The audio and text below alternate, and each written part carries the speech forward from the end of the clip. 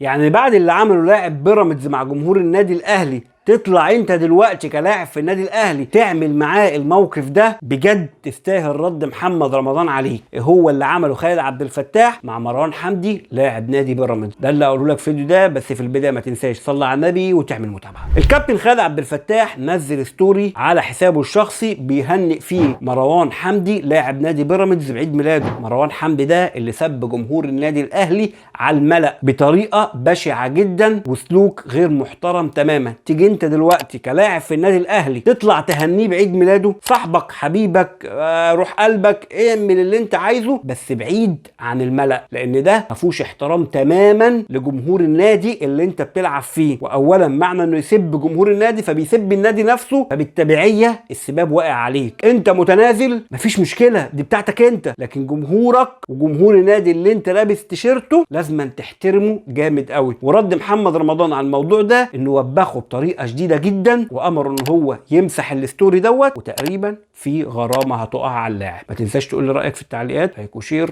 اللي جاي كتير.